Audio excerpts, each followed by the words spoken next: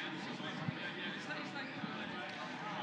right, everybody, I think we're about to get started. So if you want to grab a seat, I know that it's a little bit full, but there's lots of space over on the risers.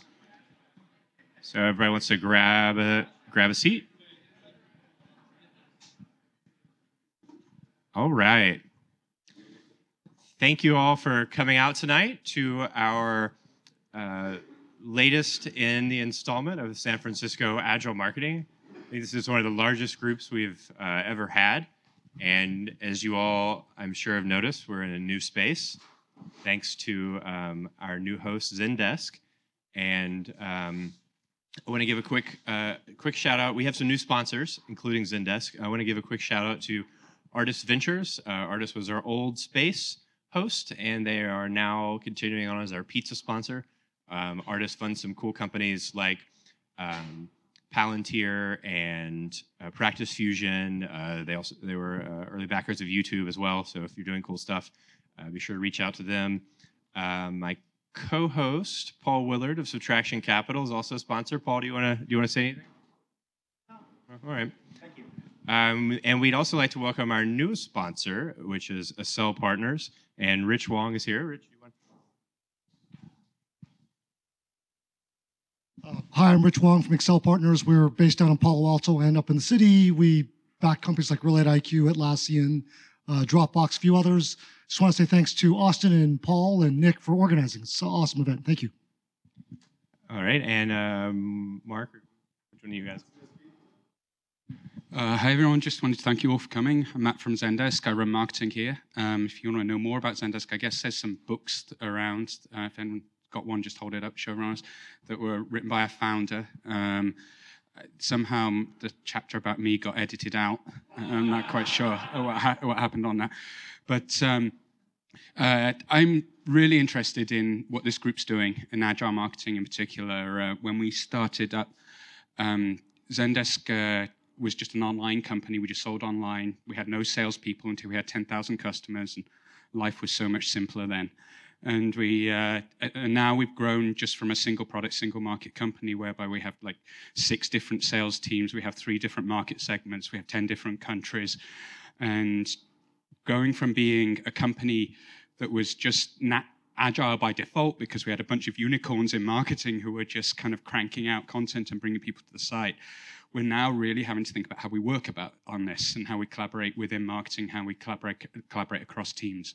So I'm really interested to learn more about this. I wouldn't be able to leave the stage without telling you I have 20 jobs open. So if you know people who are interested in doing that, we're looking for outstanding people. So if you could just self-select yourself afterwards, then that would be awesome. Thanks for coming.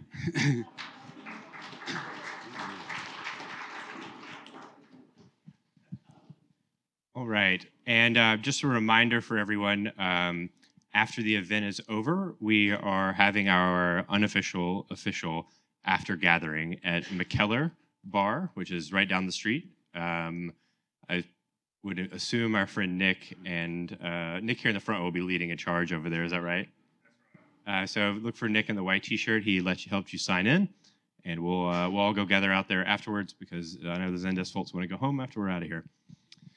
And lastly, after our talk, if you are looking for a new gig, obviously go see Matt and Mark from Zendesk. But if you're also looking for a gig and you want to come talk for 30 seconds, announce yourself. I know there's other people here that are hiring. I'm sure some of Accel and Paul's portfolio companies are hiring, and I bet Kris is looking for good folks too. So it's a good market right now. And without further ado, I want to introduce our speaker. Kris sold his first SaaS contract in 1999. I bet most of you didn't know SaaS was a thing back then, but it was. And in recent years, his companies he's co-founded have raised over $55 million, including BetterWorks, which is an awesome enterprise B2B work platform. I don't want to do it misjustice. And they're backed by Kleiner Perkins and an all-star group of VCs. So without further ado, I'm going to turn it over to Kris Duggan. All right. Great. All right. Well, thank you, everybody, for allowing me to come and talk to you tonight. So I'm not a marketing expert. I would say I'm more of a startup expert. And so really the theme for the talk tonight is just to walk you through some of the things that I've learned along the way, having been involved with quite a few startups at this point. And hopefully that might kind of impress upon you some thinking around sales, marketing, startups, entrepreneurism, and even like go to market and kind of how to get things going, how to get traction, how to find traction. So, and they wanted a sexy name for the talk, so I came up with 7 figures in 12 months, which is what the BetterWorks story is. And kind of along throughout the talk, which I've got basically 10 points or 10 fundamentals to share with you. I'll try to kind of explain kind of what we're doing at BetterWorks as proof points for some of those fundamentals. So let's just get started. So I would say the first thing is in kind of figuring out this kind of go-to-market, kind of product market fit, is decide what kind of company you are and what kind of company do you want to be.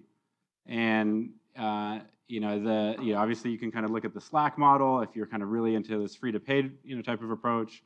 If you're small business focused, I think there's quite a few examples of that you can kind of leverage and borrow. And mid to enterprise, which is kind of the model that we follow at BetterWorks. There's even some opinions of this that you can even simplify further than 3 and kind of just think of it as really big accounts that you're going after ultimately, or lots and lots of really small accounts. But time and time again, I see companies that try to do maybe more than one of these and ultimately have challenges. And so for me, the key learning is focus on your strengths, play to your strengths, and also try to do one thing super well, right? Startups are these kind of delicate flowers, minimal resources, limited time, limited funding, and it's all about kind of doing one thing exceptionally well. And typically, I think that thing is do the thing that you're already really good at. And just I guess related to that, I think it also helps if you're out trying to start something new to have personally lived the problem that you're solving. I think empathy gets you a lot of the way there. And if you can understand the problem of your own target market, you've lived it, you've kind of gone through it yourself, that's probably going to help you maybe make some of those decisions along the way. In our case, we started with this kind of assumption of, hey, we're going to solve this goals problem. We talked to lots and lots of companies, big and small, and we found that setting goals was really hard for knowledge workers. Communicating those things across the company was really hard. Getting alignment across an organization was really difficult. And then even like driving engagement with people to kind of keep focused on what's important at the company was really challenging. So we decided to solve that problem using kind of modern software. And we knew that we kind of had this hypothesis that, hey, while small companies are really going to benefit from this as well, the bigger they are is where the problem becomes magnified. So let's really focus on kind of this concept of, mid to large. And I remember about a year ago, we thought, hey, like maybe let's just kind of say mid is like 500 employees and up, just to kind of have a cutoff. And interestingly, over the last 12 months, I would say that we've learned that kind of and by the way, like maybe, who knows, maybe the ceiling of that is maybe 1,000 or 2,000 people. Not really sure what the ceiling ultimately could be. We're not an established company yet, so maybe we're going to have to take our time to kind of move up market and start selling to the bigger accounts. So let's focus on this kind of like 500 to 2,000 range. And I think what we found is over the last 12 months, we were almost kind of pulled up market into bigger and bigger deals. So I think it's, decide what you want to be, but then be kind of, open to adjustment and kind of refining it as you go through that. So number 2, targeting your initial customers. I hear from a lot of entrepreneurs, hey, I've got a great idea. How do I get out there and get, that initial traction, that initial proof point? Because if I get that, then I can, start kind of maybe doing some fundraising. I can, go and start building a team. And, I think one thing that I found is that at BetterWorks, every single one of our first 10 customers came from an entirely different approach. It wasn't like we did one thing and just did that over and over and over again. As you start to find repeatability and scale in your business, you're able to do that. But those first 10, like literally they come from like, an email introduction, a referral, a word of mouth, some kind of inbound lead, a conference that you went to, or maybe having a social conversation on Twitter, and that kind of started a conversation. Reaching out on LinkedIn. I mean, literally, I think it's kind of like just trying to kiss as many frogs as possible, right? And just, or like turning up rocks and looking for, is there gold underneath there? So if you're kind of doing one thing over and over, and you're kind of still at that point of like maybe proving some traction, I think it's all about casting a much wider net. And some of the things that I also hear are like from entrepreneurs, oh, I'm going to hire a sales guy and he can go and kind of do that for me. I don't know much about sales. And one thing I would say is absolutely critical is the CEO has to do this, right? And it's all about listening and learning and finding what's working and what kind of messaging is working and tuning that messaging. And if you just hire kind of a hired gun, you're not really I don't think you can rely on the quality of that signal as closely as if you were doing it yourself. It doesn't mean you have to do it forever, but definitely for like the first 10 or so. And all the numbers, right? The conversions are really, you have to kiss a lot of frogs to find a princess, basically, right? And I thought I'd share just a couple emails of like things that I actually sent like a year ago, just to kind of maybe inspire you. So this is an email I sent in October of last year. We're pre-funding. I think we're like 3 people right now in the company. And I put, the subject was goals and metrics at company name. I like to keep it short, and typically I'll try to find something that really kind of gets people to open the email. And you can see at the bottom here, I said something like, hey, I founded Badgeville, and I was the CEO there, and I started a new company called BetterWorks, and I didn't know how to explain it at that point, so I called it Fitbit for Work. So I was kind of trying some different things. And then I kind of go into like a paragraph on the pain, alignment, engagement, how do you bring these people together? And I was wondering if I could come by and talk to you about that. And by the way, do you notice that it's kind of short? I didn't send like paragraphs and paragraphs of detail. And the response was, hey, this is really good, relevant for us. I'm familiar with this other company in this category that we work in. And they, what'd she say? She said, they sucked the life out of everyone in their company. So that seems like that's a pretty hot lead, right? A good opportunity. So that turned into an active opportunity for us just by reaching out cold. This was an interesting one. I went to a conference, first conference for our industry last year. It's called HR Tech. It's a big conference. It was the first time for us to go. And I noticed that this was one of the speakers at the conference. And so I sent him an email saying, hey, I missed you at HR Tech. The conference is a really big conference. They have like 3,000 people there. So, I mean, I did try to look for him, but the chances of maybe connecting there were pretty slim. So I just said, hey, I was hoping to meet you there. Unfortunately, we weren't able to connect. And like another paragraph or two, just of the pain, just kind of what you saw on the prior slide. And his response was, wow, this is really interesting. We're interested in this, kind of concept aligning to strategic objectives, exactly, how this would, impact employees and whatnot, and can we do a phone call? So, pretty straightforward stuff, just kind of explaining it and testing and kind of, listening. And just one last example. I give you a conference example. I gave you just kind of a cold email. Here's one where I asked for a referral. So I sent an email to my friend Pierre, intro to company name, and he introduced me to somebody famous named Jack.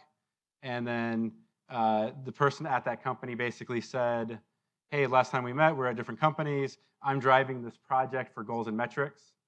And we just kicked off the initiative and would love to have you come by and learn more. So, pretty basic, I guess, kind of outreach. But, imagine like doing that times, another like times 500. And that's kind of what it takes to kind of get those initial conversations and kind of that interest off the ground. And so I think that takes us actually to kind of number 3, which is always be listening, always be tuning. And, maybe this is the marketing portion of the presentation. But it's really about listening for what works and really kind of doubling down on what's working and then kind of adjusting when things aren't working. And this is maybe why I talked about the CEO has to do that, because I don't think you can hire people, send them into the field, and then have them come back and say, oh, this is what happened, or here's what I learned. You know, you have to kind of be there and listening, you know, on your own. And you can kind of see here, you know, with BetterWorks, we started with Fitbit for Work. I can tell you today we're enterprise goals platform. That's kind of the thing that we own. We only launched the company in September, but after we launched, I already noticed some of the copycat companies in our category all changed their messaging to say their enterprise goals platform too, which is usually a good sign when other companies are copying what you're doing. And I can tell you literally every week for the first 6 months of the company, we were changing our sales deck every week. And you know, oh, that seemed like that worked. Oh, that didn't work as much. Oh, let's make an adjustment here. And we're always tuning that. So iterate your messaging. I like this concept of the grandma test, which is how would you explain it to your grandmother, right? And I find so many entrepreneurs, like, they're really focused on, oh, the jargon, and it has to sound really complicated to kind of sound important or to sound valuable. But you know, if you can just explain it in simple English to somebody, you know, I think it can be that much more powerful. That doesn't mean that you don't agonize over every kind of word choice and to really kind of nail it, but I think making it easy to explain. And here's another test. I call it the 2-beer test, which is after you've had 2 beers at the bar, what you'll hear somebody say is, okay, well, what we really do is, right? And before that, it's like super jargony. I don't even understand what you're talking about. And then, okay, what we really do is like goals for enterprises, big companies that have lots of money, right? That's what we do, okay? And so, you know, the other thing I noticed with entrepreneurs is, you know, they love talking, and they're always in the pitch mode. They're pitching their investors, they're pitching their customers, they're pitching employees, and they're always pitching. And, you know, what I would encourage them to think about is maybe asking more questions, right? Not only at the beginning of the meeting, hey, tell me about how you do goals and how you do this, and explain to me kind of how you do these kinds of things. But at the end of the meeting, a question that I love to ask is, how would you describe what you've seen today? And because, you know, if you go in there, oh, well, we do like a workforce productivity for, you know, blah, blah, blah, and then they say it's like, you know, like a modern way of doing goals, then you're probably going to learn something if you're asking the right questions and if you're prepared to listen. Does this all make sense so far? Okay. All right, so number 4. Let's talk about, now we've got our first 10 customers, we're learning some things, what's working in the market, we're validating, we're verifying, we're listening, we're engaged. And, you know, I can tell you that, you know, to build a business, it's going to require inbound leads, right? Especially in this kind of like mid to enterprise and in a small business, but it's going to require inbound leads. And, you know, the way I think about that is there's obviously some really clear tactics and strategies for that. You know, things that we did at BetterWorks was we started blogging about 6 months prior to the launch of the company, and we try to do 2 blog posts per week, and then we are actively promoting that on social and Twitter and LinkedIn and all these different kinds of things. And when we launched in September, which was only like 2 months ago, that we did use a PR firm for that, and I'm a big believer in PR to really kind of do the broad scale kind of market awareness, as long as there's really clear metrics around what kind of coverage you're going to get. And we can talk about that if you're interested in the Q&A portion.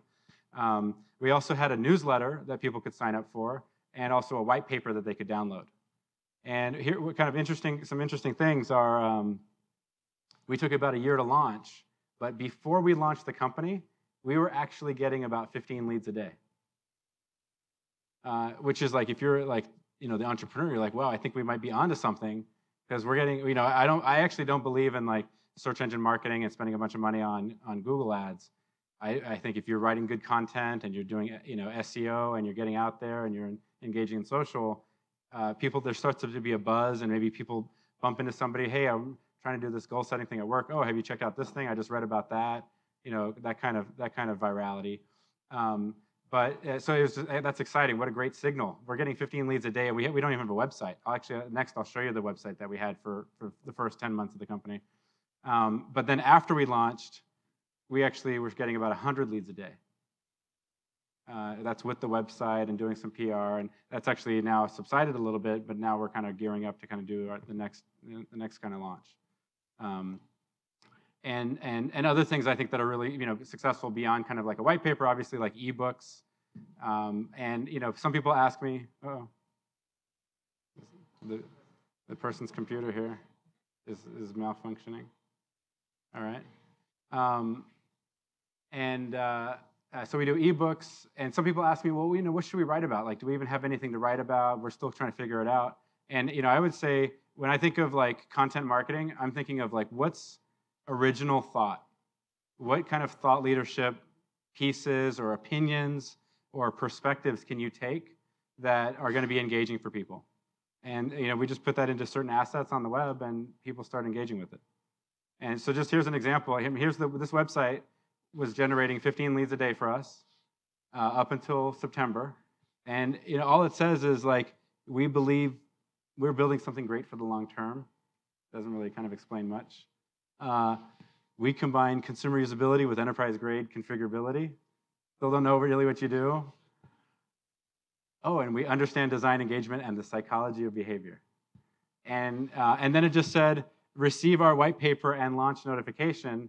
And we were getting a bunch of those every day. In fact, several of those leads turned into active opportunities within our target market, which continued to be revised upwards. And several of those turned into like very significant contracts.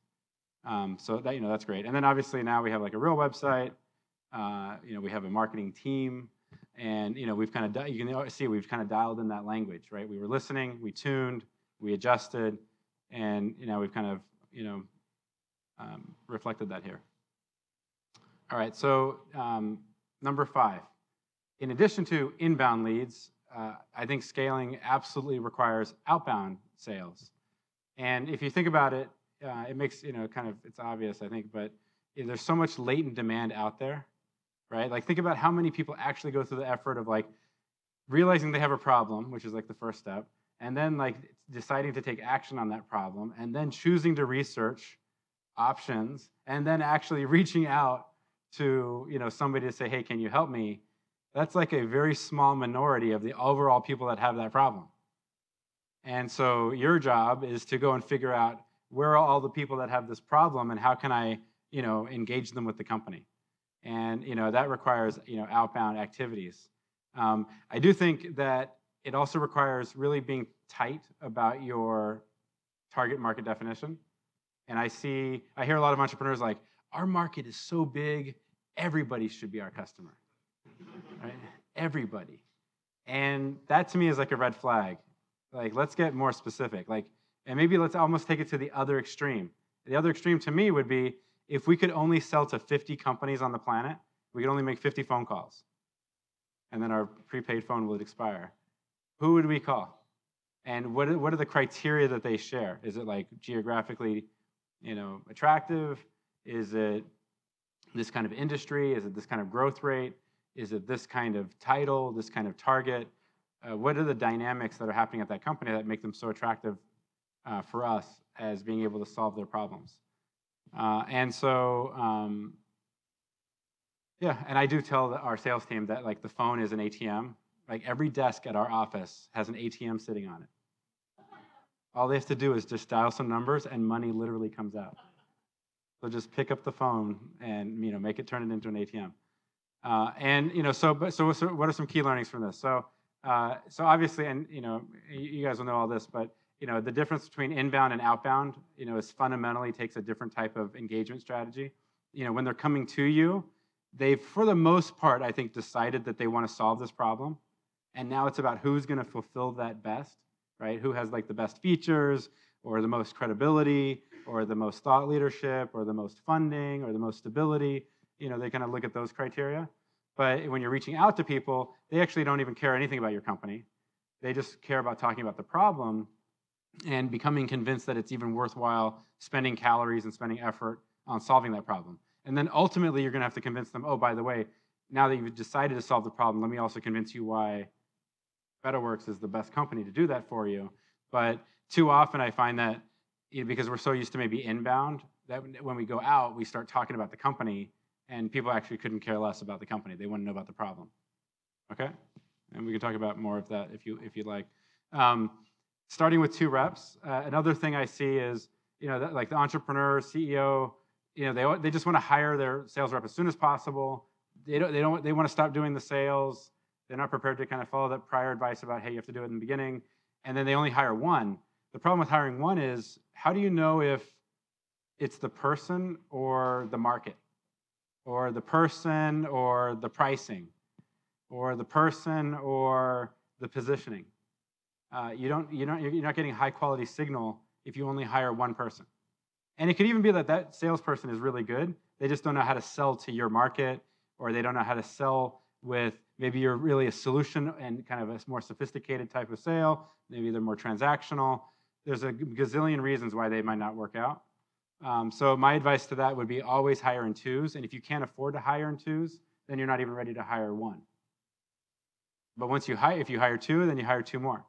And if you hire 2 reps, and now we need some sales development, let's hire 2 sales development reps, and kind of always do it in 2s. And then you can even onboard in 2s, and kind of and drive some friendly competition.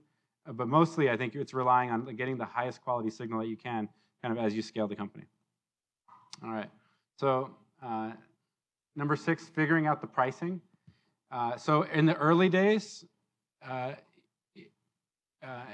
I see is entrepreneurs really overcomplicating pricing. That's probably the biggest thing that as it relates to this that I see. My favorite answer is, what's the pricing for this? Well, we haven't figured that out yet. We're still working on determining that.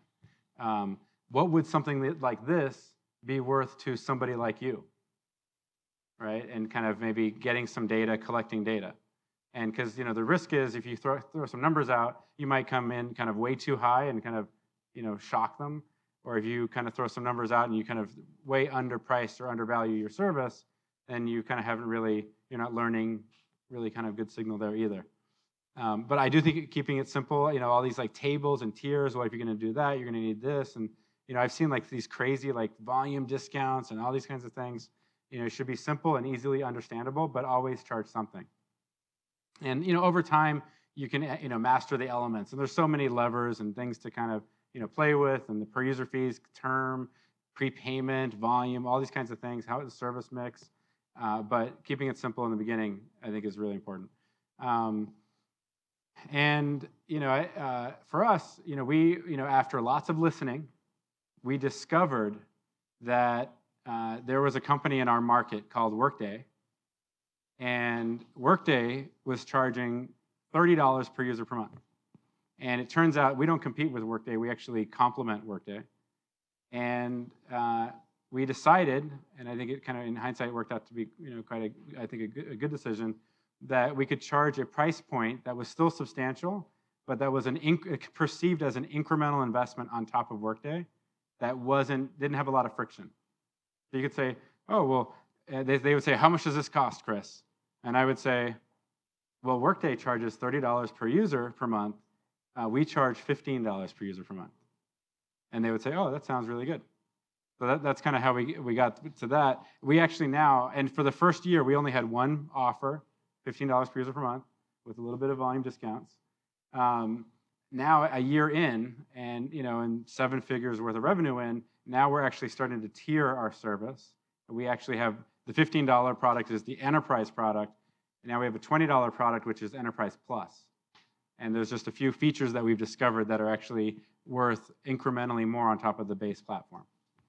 Okay, and so but this concept of anchoring, I think, is a really powerful approach. Because imagine if I just said, oh, it's $15. Oh, well, Kris, there's like this service is 10 or this service is 5. I think we're like 3 times some of these other kind of small fries in our market. So, I would be kind of defending why are we going against that versus like anchoring to something complementary. So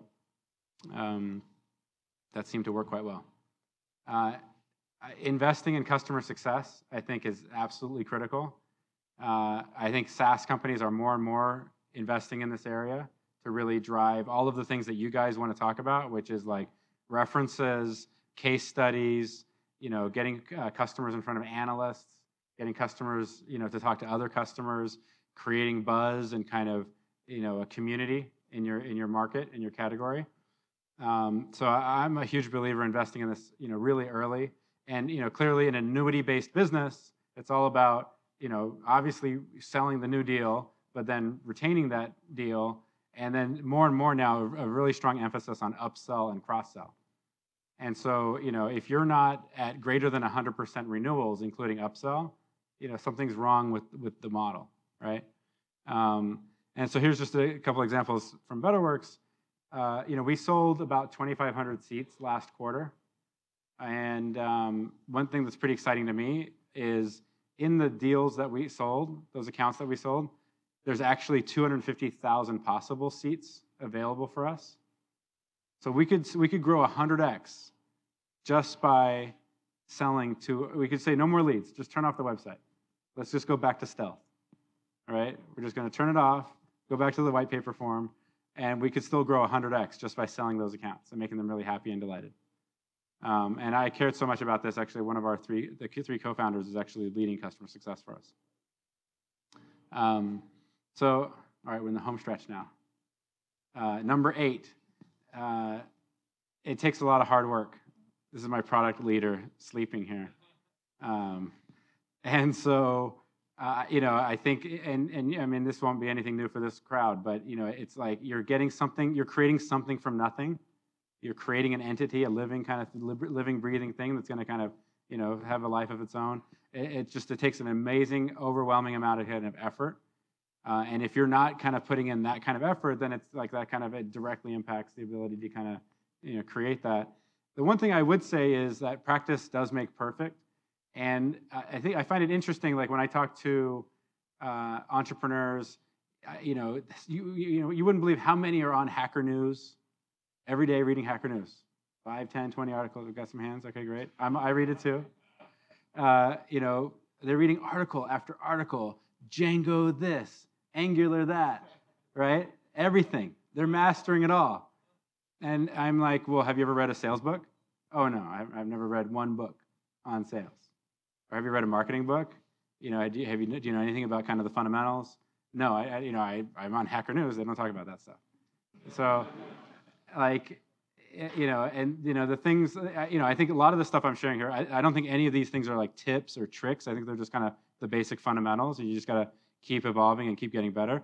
But I can tell you, like, I've made a ton of mistakes in 15 years. I can think of many deals that went sideways, or we lost, or the customer didn't work out, or we didn't price it the right way, or we didn't position it the right way, or we gave too many options, or we didn't give enough options. And so I think a lot of this is practice and reading, getting better, and whatnot. And so, as just some benchmarks for that, I showed you some of the emails that I sent, but, I probably, in just one quarter, I talked about and met with about 80 companies to get my company off the ground. And mostly, actually, it was because I didn't want to waste my time working on a problem statement that I didn't think would have legs. Right? We all have only a certain number of, at-bats. And you want to maximize your at-bats, and so you want to make sure that what you're working on really is, the right opportunity. So you're not wasting your own time. That's our most precious resource. And, I do see entrepreneurs where, they're talking a great game, they're a great pitch, this and that, but it's like, well, how many customers are you actually talking to? How much validation? Are you listening? All the things we talked about. And by the way, I think all the techniques I'm talking about here apply directly to hiring, or in getting investors. We'll talk about that in just a second. But, we've grown, our company now is 40 people. We look at so many resumes and we talk to so many candidates, and even to make one hire. And then we're up against the Googles of the world and Amazons and all these people that are offering very, in some cases, very rich salaries. And, we have to, apply a lot of the same things here when we talk to, candidates to get them to come on board or get them to become interested and whatnot. All right. So I think this is my favorite one of the 10, and that is if you focus on customers, you end up getting investors. And if you focus on investors, you get neither. And I can tell you, like, I've been a victim or a perpetrator of this in prior companies, where it's like, hey, you know what, we're going to work on we're going to get the investor dollars, and that'll be the validation that we need to then go and do the kind of all the customer facing stuff. And you know, a good friend of mine told me this quote, which is, you know, ask for money, get advice. Ask for advice, get money. And the reality is, if you don't have that customer traction, it's not going to be very exciting for people to want to invest in your company. And actually doing a lot of meetings with venture capitalists is not really kind of any kind of quality of signal relative to your business, because their job is to take meetings. That's their job. They're just, you know, you go and meet them, and then that's part of their day. So, so don't spend any time on that.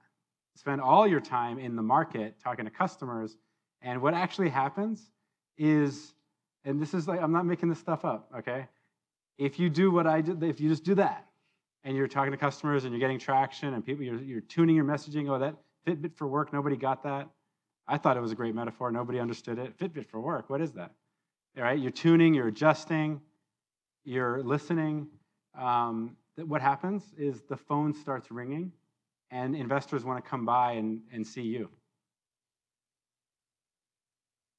And you know, so I would just kind of, you know, really think about kind of how to trade off that time. And then I think there's something about, we don't have to spend a lot of time on this, but like if you're pitching your company, it's like, oh, you're going to go and pitch the venture capitalist. You're already kind of maybe starting on the wrong foot. You know, it should be like, hey, I heard something about your company from this other company. They just deployed it, and it was so awesome that I wanted to reach out to you and kind of get connected. Or, hey, I know that you're going to be at that conference next week, and I'd like to come by and see you because we've been hearing some things about you. Right? That's not pitching, right? That's like, great, we'd love to talk to you.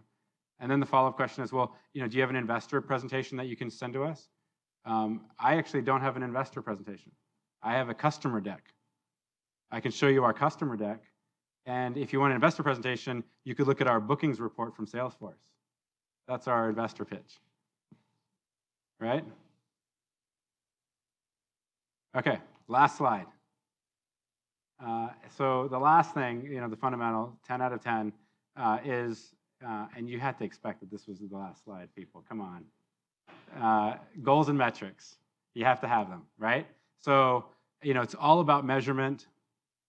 It is all about getting better every single day, getting 1% better every day, right? And this concept of like operational excellence and you know, in addition to like execution, just like pure, raw, excellent execution, it's about, you know, harmonizing the business, right? You can't go out there, you can't just hire salespeople and expect sales to happen.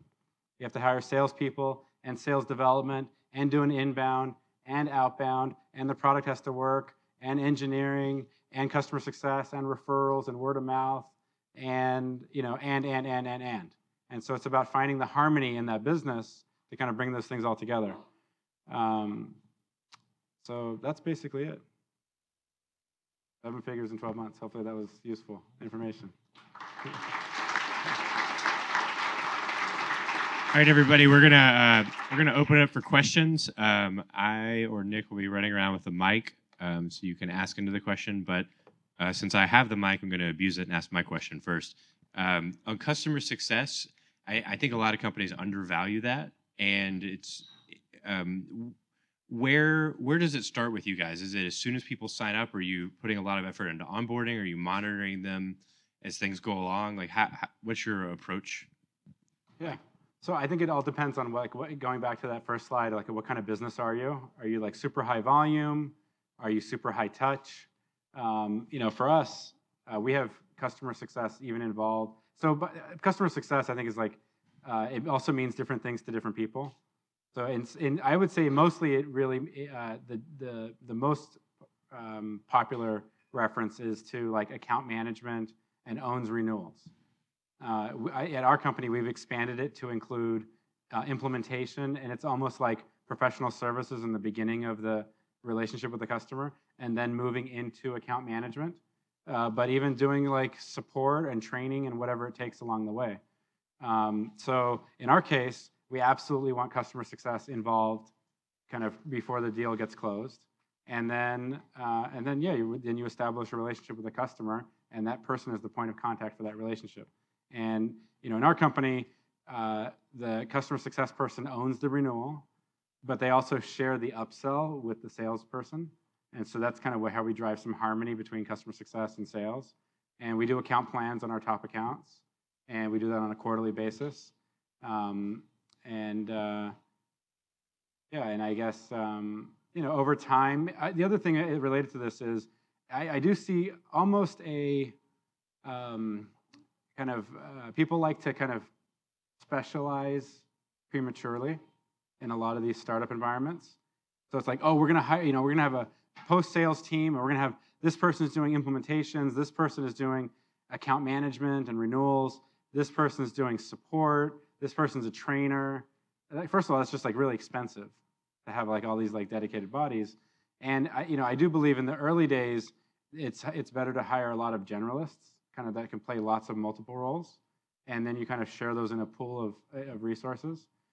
So in our company, you do it all: implementation, service, support, training. If you have to write documentation, if you have to do a executive onsite, we expect that bar of the people to be able to deliver that. Similarly, like in sales, I hear an argument, oh, we're getting so many low-end leads, small companies. Let's just throw a corporate sales rep at that. And my feeling is, why are we specializing? Do we feel like we've tapped out the enterprise market, and now we have to kind of go and go after these corporate leads? Oh no, but we're getting leads. Well, how about how many companies have we not talked to in the enterprise? And so if we were going to add an extra rep, actually we would triple down on enterprise, not adding actually splitting up our resources, which now means, okay, now the marketer has to think about, okay, I have to generate corporate leads and enterprise leads. We're going to have to do that executive summit thing here, but then we're also going to have to do some search engine marketing to kind of drive some low-end stuff. It becomes dilutive to the focus of the company. That was 2 questions. Hey, a little follow-up to that. I have a small company, it's 2 of us, and I do all the sales and customer success. We have about 10 customers right now. What proportion of my time should I be focused on generating new leads and going after new customers versus improving the implementation or servicing our existing customers? Yeah, I think that's a really hard question. You are probably the person to answer that. I guess it comes back to like the harmony.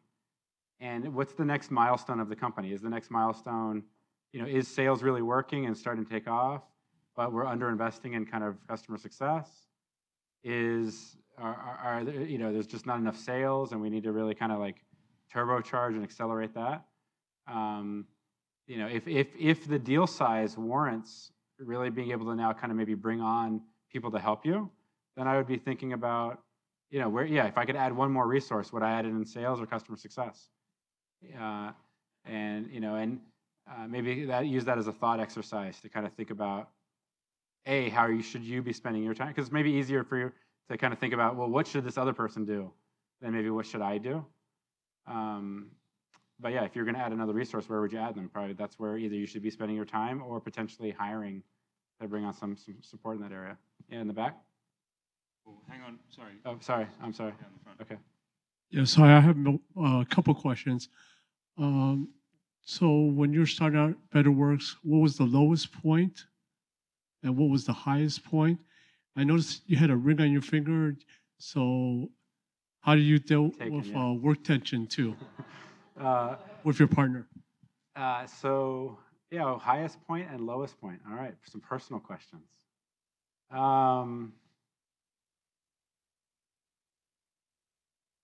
It's I think the highest point is like seeing like an idea that you had, just like this kind of hypothesis that you had about kind of like a market or trends or something like that, like really connecting with your audience and people saying like, we love this product, or like this really solves a real problem for us. And like literally like every month or so, we see broader and broader demand for this kind of product. And like I'll tell you a story. I was just in Cincinnati and I met with Procter & Gamble. and they have 82,000 people at Procter & Gamble that have goals, right? They're like, yeah, we know all about goals. Don't talk to us about goals. 82,000 people have goals. And I said, okay, well, how do you do your goals? And they said, we do 82,000 Word documents that get uploaded once per year. That's what they said. And I said, oh, well, do you wish you could like engage with those more frequently, or kind of like maybe do things more with a more cadence, an agile cadence, than annual? Oh yeah, we would love to do them quarterly, but that would mean 82,000 times 4. That doesn't sound very appealing. And so I guess like that's a pretty awesome discovery. That like, wow, we're really onto something, right? And maybe whether we get them or not doesn't really matter. It's like we're like actually solving a problem. So I think on the low side, I do think it takes, going back to the kind of the effort, like the amount of effort required to kind of get something off the ground is like extraordinary. And I have 2 kids, and how do you balance that work life and things like that? And I think I'm fortunate enough now where I've kind of done like 8 or 9 startups, so I probably have like a better sense of kind of how to balance my time. But in the early days, I probably would have been working like 20 hours a day, just whatever it takes, every single day, always on, flying everywhere, whatever it takes. And maybe I've kind of been able to manage that a little bit more effectively with this company. Did it answer your questions?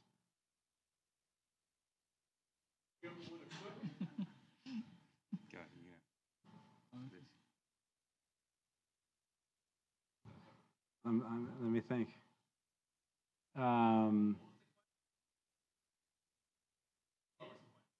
Yeah, the question was the lowest point. I'll tell you, so starting with Badgeville, I can think of a better point. Starting with Badgeville, I had raised a small amount of money, about $300,000, to start the company.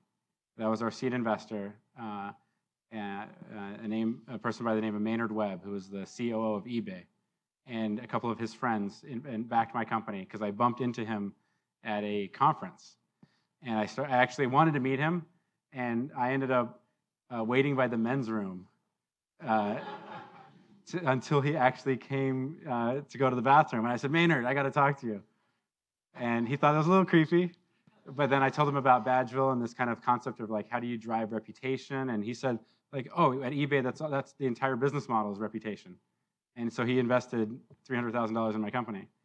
And I remember like a week before we were going to TechCrunch, we launched a TechCrunch and we won Audience Choice at TechCrunch. It was a great thing for the company in 2010.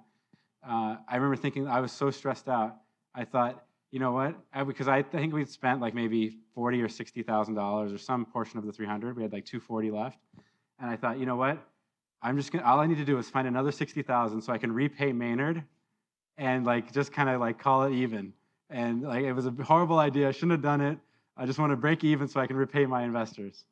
So I think that was kind of like maybe the stress, really getting to me. All right. Some other questions. Let's move on. Yeah. Yeah. Thanks for the presentation, Kris. At the beginning, you mentioned that you target your market, and after that, you go ahead and do some cold emailing, etc. Even though you don't have a website yet. So my first question is, what do you have available? What's the minimum product you have available or demo you have available when you start the cold emailing? Is it the video? Is it the PowerPoint presentation if you don't have a website? And then the second question, which is related, how reliable do you, what's the feedback you get from people who cold emailing? Do you feel like sometimes they might look at your email, not seeing a website to get more information about and not necessarily take you seriously and might not respond? So those are my two related questions. Those are fair questions. Those are good questions. So I would probably say that you can go out and outreach to your market far earlier than maybe most people are comfortable with, or that you might guess. Far, far earlier. And it could be as simple as, I'm researching this field and I saw you spoke at a conference and I was very impressed by your conference topic, and I would like to share some ideas that I have on this, in this area. I don't think it has to be, oh, we're a business, oh, we're funded, remember, especially if we're outreaching to people, we're just trying to find a connection, a common kind of connection on a topic of interest or expertise. And, maybe you have to appeal to like, the fact that they just spoke at a conference, and, some vanity kind of always helps. But, I think if people are excited about the topic, they're gonna want to engage. So to me, like the details of, oh, we don't have a website, we need a PowerPoint, we need a PDF, we need a white paper. I think the outreach I was doing in October, we didn't have anything. You don't even need to be incorporated. We're just kind of just outreaching to kind of have some conversations. Now, on the other extreme, and actually I bet some of the venture capitalists here would probably also agree that this is maybe quite annoying, is some entrepreneurs will reach out and just say, oh, I want to grab coffee, right? And I think a lot of people are maybe the targets of, oh, we're not fundraising, but I'd like to come by and meet you, or and I've seen lots of those kinds of outreaches where it's like, oh, can we go get coffee, or love to pick your brain. And I think you have to figure out something that's actually going to connect with the person. And so if they wrote some research in this area, then I think you probably should have read their research if you're going to reach out to them. If they are a company that you respect in this area, that you feel like their opinion has merit, then you probably have to know something about their company, or they've probably been talking about it, or something. It does help to put the CEO title. I mean, part of the reason why I said the CEO has to do the job is because if it said like Sales Development West in the signature, that's not going to be as effective as Chief Executive Officer. But that doesn't mean that you have to have $15 million in client funding to go and do that. All of that stuff was pre-funding, but play to your strengths. If your strength is you started this company at Badgeville, play that card. If your strength is, hey, I've written on this in this field, and here's my blog, and you probably read my blog, then play that card. If it's hey, maybe you even just have some ideas for things they should be doing differently. Hey, I was on your website. I noticed that in this area, you're really kind of falling down on your conversions, and I wanted to suggest 2 or 3 ideas. Do you have 10 minutes to talk about that? Like that's probably going to work. So maybe it's kind of like, don't really, maybe reduce kind of the salesmanship part of it, increase the value add for them, or why it's valuable for them, and I think you'll go a long way. I would say, just on the one thing about like the design of the assets, like if you have a website, or if you have a PowerPoint, or if you have a white paper, I would just say, like, in this day and age, like if it doesn't look beautiful and it's not elegant, and like it doesn't kind of connect with your audience, it doesn't look as good as kind of even the content's got to be great, and the presentation layer's got to be great too. Like just spend $200 on like a designer, or whatever it costs. And I see so many like decks that are just kind of like real eyesores, and that to me like speaks about your company. That tells me more like, oh, they don't really believe in design, or their product probably looks as good as their PowerPoint, right? Or they don't understand kind of what's required to be successful. So it sounds minor, but I think like, just everything matters. Like you wouldn't show up with like a raggedy suit, but you like come up with like an ugly PowerPoint. I don't know. Same to me, it's the same difference. Did I answer your questions? Okay. Over here. Hey, Phil. You were talking about investing in your customer success as a way to like generate word of mouth, or topics for white papers, that kind of thing. Do you have any examples from BetterWorks history in terms of how you've been able to do that? The actual topics? Or just like how to invest in your customer success, like strategies you've used, or examples. So how did BetterWorks invest in customer success? Yeah, and how did you leverage? I mean, I would say like, so my co-founder leads customer success for us, and he comes from that field. So in the very beginning, I knew that that was going to be a big part for us. And I particularly like given our market, like our market is, there's a lot of software, but there's also like getting people to kind of change their behavior and think about how doing this kind of workflow a little bit differently. a big part of what we do is actually that it's all open. Everybody can see everybody's goal progress. And in most companies, actually, goal progress, they don't record goal progress, first of all. And then secondly, they actually, all of the goals in these systems they're considered like performance management vehicles. They're not operational vehicles for the company. And so as a result, people are used to thinking of these as closed things that are closely tied to compensation, not as, hey, here's how we run the company. So there is some behavior change that's required, even if you have executive buy-in to kind of help see that through within an organization. So for us, it was important. One thing, maybe to your question, is I decided early on that customer success was so important to us that we were going to have a one-to-one relationship between sales and customer success. And I already have my 2-for-1 sales rule. So that means that we can't do, if we're going to add anybody, we're going to have to add 2 sales. Or if we're going to add customer success, or if we're going to add sales, then we're going to add 2 customer success. And, so it starts to kind of build this model. And, that's how I started to think about this stuff. Is like, how do we want to, at 40 people or at 100 people, how do we want to like organize our resources?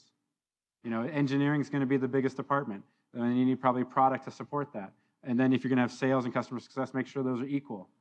But to me, it's kind of like, how do we, we've got so many resources that we can afford and be responsible with. So then it's a question of like, how do we want to allocate those ratios?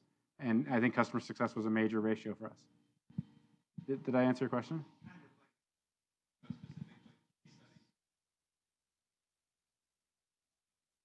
Yeah. I think it's just like spending a lot of time, like FaceTime. Jason Lemkin, do you guys read Jason's blog? I never know how to SaaStr. He posts a lot on Quora's too, on Quora. So he talks about, you're doing well at customer success if you are getting a badge from your customer to come by and check in. So you should be visiting your customers, especially if these are like, you could argue like for 5-figure accounts, high 5 figures, probably you should be doing a lot of visiting. 6-figure accounts, you're doing a lot of visiting. 7-figure accounts, you're like practically living there. And the way that you know that you're doing those things is, did your customer give you a badge that lets you walk into the building? Right? And so if you're not showing up, if you're a customer success people don't have badges to your accounts and they spend high 5, 6, or potentially 7 figures with you, that's the problem. First of all, thanks for an excellent presentation. Oh, thank you. Really interesting. So as a new company trying to sell to like mid-sized and large businesses, how do you build that trust and how do you make them understand that what you're delivering isn't just valuable, but also they're able to trust you for a longer term contract? Yeah. I actually think that's probably the hardest question here. That's a really difficult thing to kind of, the question is, we're a small company and we want to sell to the Boeings of the world, and how do we create trust that we're going to be around, that we're legitimate, that we're credible, that we're not going out of business, that we're a startup. And I think that's like, you could follow all of these rules and still not execute that well and probably not get a lot of deals, right? And so I guess my answer to that is, I think it's kind of like, it's a state of mind. And you guys, you know it when you see it, that kind of like sparkle or like contagious enthusiasm or energy and commitment. And the people, like, they do what they say they're going to do, or they say 10 o'clock, they're there at 10 o'clock. If they say we're going to finish on time, they finish on time. They show up with a great PowerPoint and a nice attire. And, they have answers to your questions. They don't kind of make it up as they go. And they're prepared and they're rehearsed. And they know their industry and they know the facts and they know the alternatives and they know your options and they empathize with your situation. I think I don't know, I guess it's a state of mind. And you probably can't teach it, but or describe it, but you know it when you see it. And one person, John could walk in and all the customer wants to know is, well, how do I know you're going to be around in a year from now? And I've got all these concerns. I'm not even sure we want to solve this problem. And then Jane can walk in and, the issues don't even come up. Nobody even asks. They're like, wow, we found a solution to our problem. And so I don't know, do you guys have any better answers than that to the question?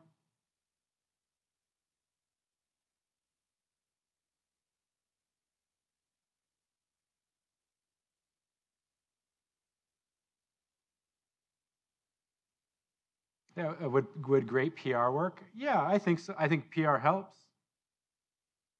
Yeah.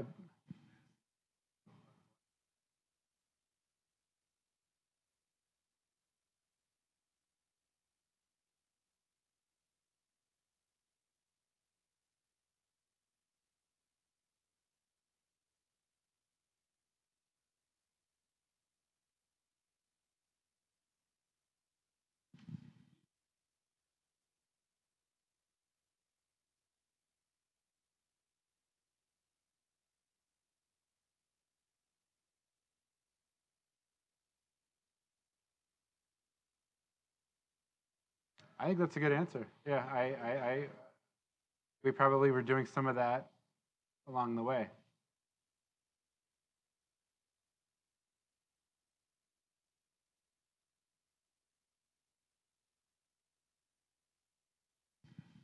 Okay, yeah. And then I think there was a question over here after that. But so, yeah, PR. By the way, did we close out your question? I think the content marketing is just an extra thing, like like the website, like your presence, like your LinkedIn profile. All these things just require perfect, flawless execution, and they're all within your control. It's like, did you make your bed in the morning, and then did you show up for the meeting?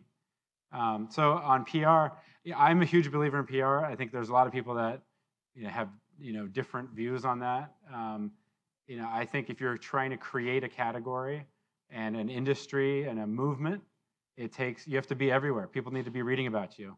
And it's not just like, oh, were you in HR magazine or, CFO trade pub?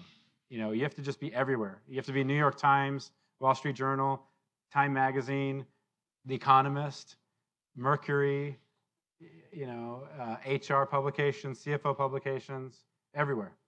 And, I guess maybe some advice around that is, like I'll hear from entrepreneurs, oh, people don't want to write about our like super niche thing. And, to me, it's like they haven't framed the story in a way that's like super sexy or super interesting that maybe has like broader appeal, right? So if I went to talk to Boeing, I wouldn't say, BetterWorks is like Fitbit for work, because they would say at Boeing, like, what are you talking about? But if I went to like, the Wall Street Journal, I would talk about how measurement and that kind of this culture of measurement is so pervasive now that we all know about how many Facebook friends we have and how many likes we got, and we know how many steps we're taking, every day, and we know how many, all this stuff. We're measuring everything, and yet we go to work, and there's no measurement, there's no feedback, there's no comparison, there's no insight. And so like that would connect probably with somebody that's writing on on this field in this field. And then I would say back to the metrics, we are very metrics driven, and we set very clear goals with our PR firm. And in the last 5 years, I've had I think 5 PR firms. So, and the one we're working with today is great. Yeah, actually in the corner and then here.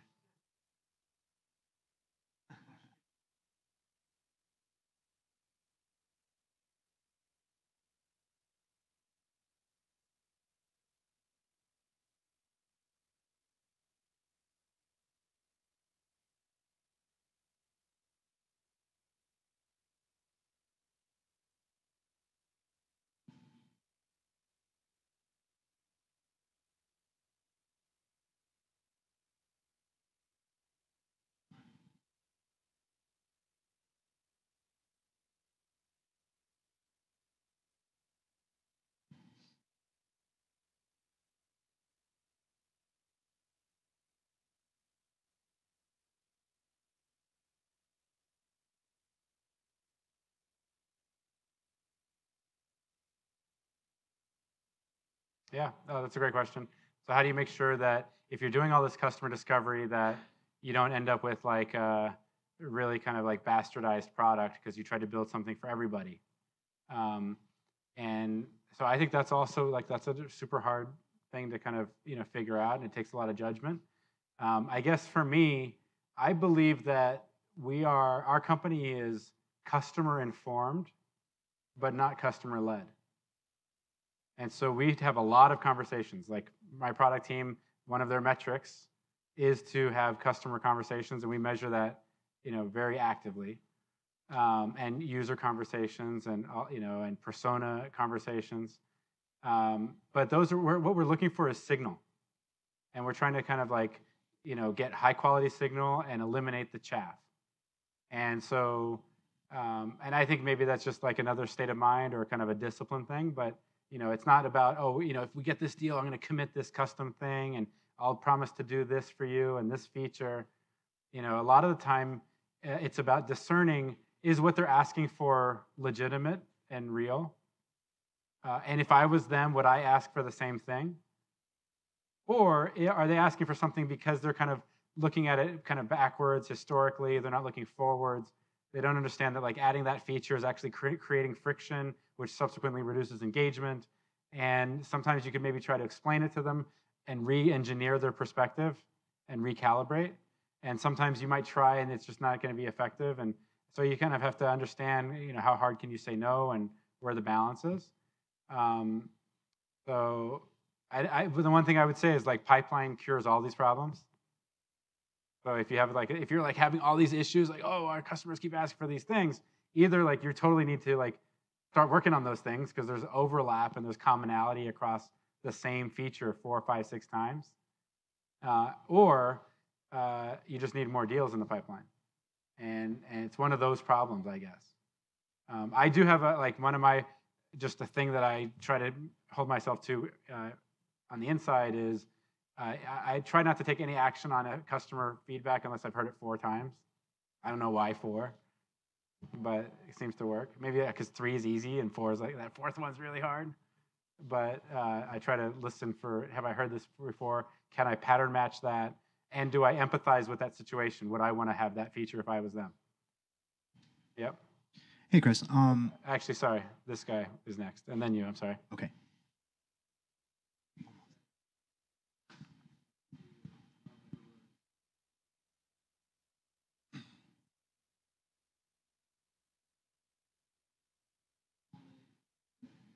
Huh?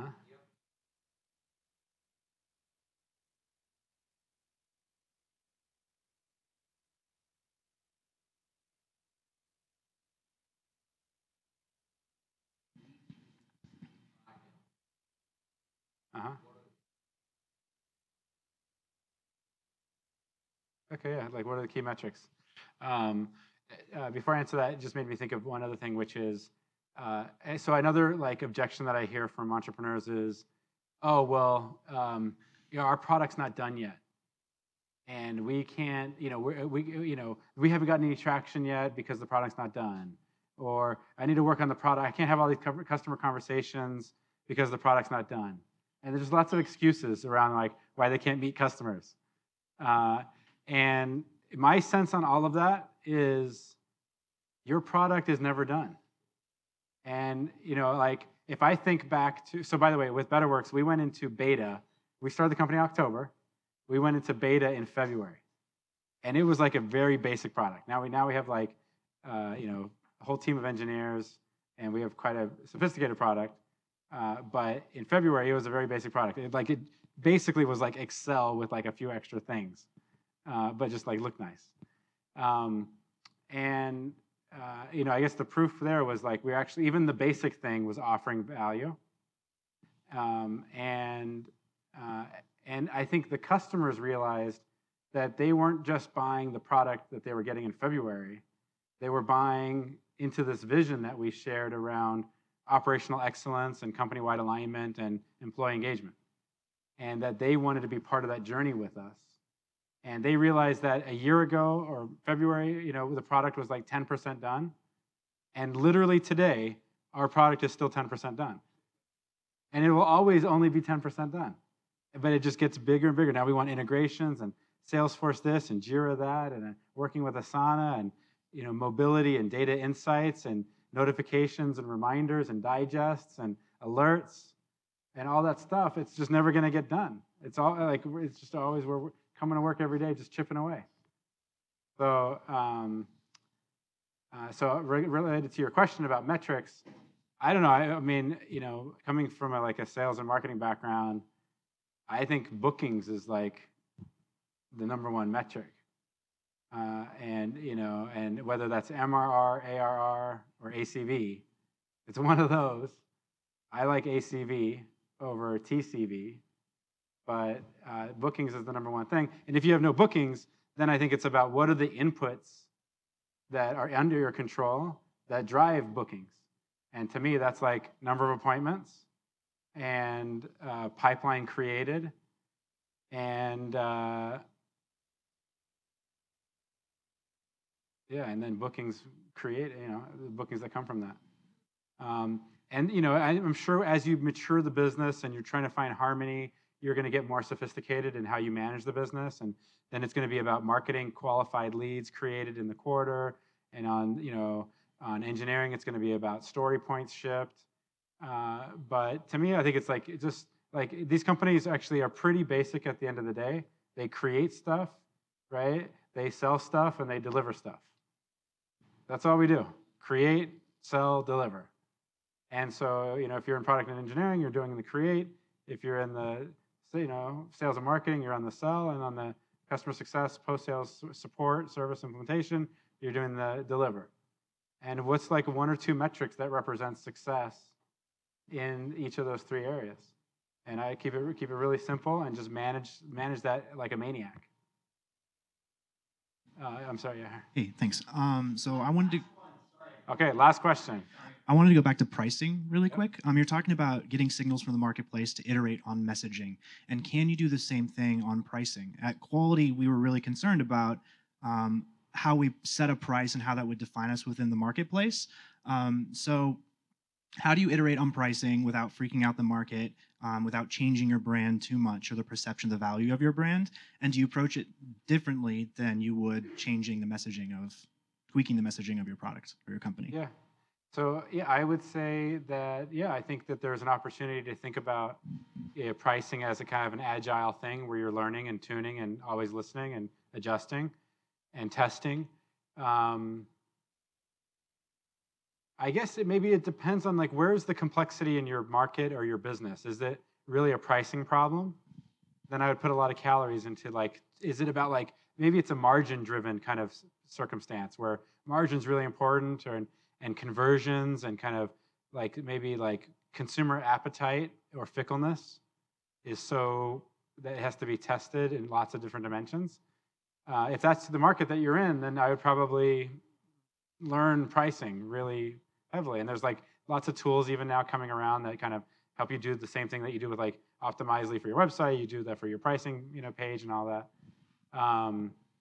I guess in enterprise, it's a little, we have the luxury of you don't really have to publish that much information. You're not making a bunch of changes all the time. You don't have to use technology to facilitate being agile. And I think it's never necessary. It's not a science to the degree that it probably should be, but you're kind of testing things. And I do think for the first 10, 20, 30 customers, all of those are just learning opportunities. And I don't think the pricing has to be the same for those, first 10, 20, 30. Everybody should pay, but how you got there, is it hey, we'll give you a site license for $50,000 and we'll do this, we'll start you off at $10,000 a month because of this circumstance or whatever. I think you're just being creative and hopefully simple. But after you have enough data points, then hopefully you've got some semblance of kind of how you're going to kind of run pricing going forward. And probably the biggest learning is most people just don't charge enough. You're ashamed of asking for a big check. And maybe that just takes a little bit of practice, maybe some confidence, maybe finding your stride. And if you're the market leader in your category, if you've got the PR, you're executing, the ability to demand a premium for your service, which not just is your features, but your credibility and your stick-to-itiveness and your access and all of these things. I don't know. There's lots of leverage there.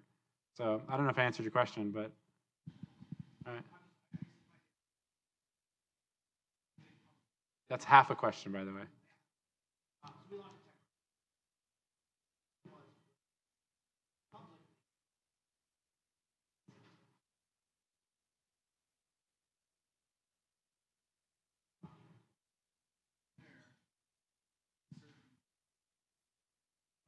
Yeah. I think I don't know. I guess I would be worried about if you have if you're still in the learning phase of your business and you've got like a pricing page with like 5 columns, there's something wrong. Like kill 3 columns, kill 4 columns, or just put a contact us, right? And so anything that's launching with where we're just kind of like there's all these details, that to me is something maybe is not perfect there. So keep it really abstract, keep it simple. It starts at $15 per month, right? And enterprise plans are available at volume. Keeping it simple and maybe preserving some optionality.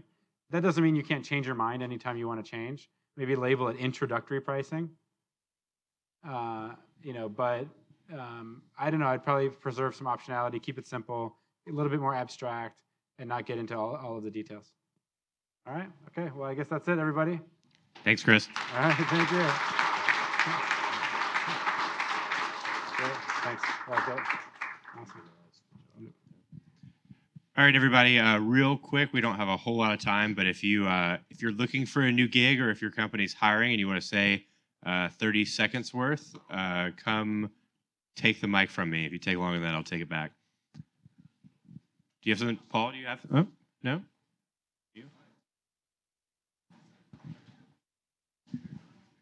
Hi, my name is June. I'm bootstrapping a startup, a marketplace startup, kind of like a combination of eBay and Craigslist.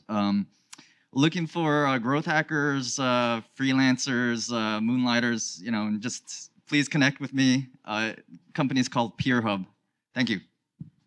And as a reminder, we're all going to McKellar down the street. It's at Mason and Market, 1 block away. So if you want to hang out and grab a beer with us, you're welcome to do that.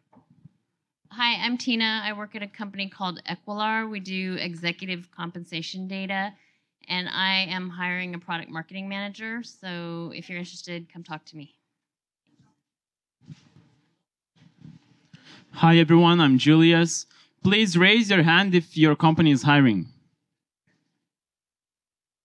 Please keep your hand up if your company is hiring in sales, marketing, or business development. Okay, so I'm Julius. I spent the last 2 years working in the largest co-working spaces in Sydney and London. I was the first employee in 2 awesome technology startups. I just finished my English and Australian law degree, and I came here a few weeks ago to find an awesome startup to join. So if you're interested, come chat with me afterwards, or visit my website at naak.us. Again, it's naak.us. Thanks. Hi guys, my name's Flavio. I'm a growth marketer. I've built and sold a company that does over $30 million in sales. Just left my last job, and I'm open for consulting or maybe joining something full-time. If you're looking to take a consumer company to the next level, come chat with me. Thanks. Sure, standard plug. I'm Paul Willard. I'm a partner at Subtraction Capital. We have 27 companies typically looking for devs like crazy and lots of other people as well. My email address is simple. It's paul@subtractioncapital.com. Feel free to reach out to me. I'd be glad to share you out. All right. Thank you all for coming, and we'll see you over in McKellar.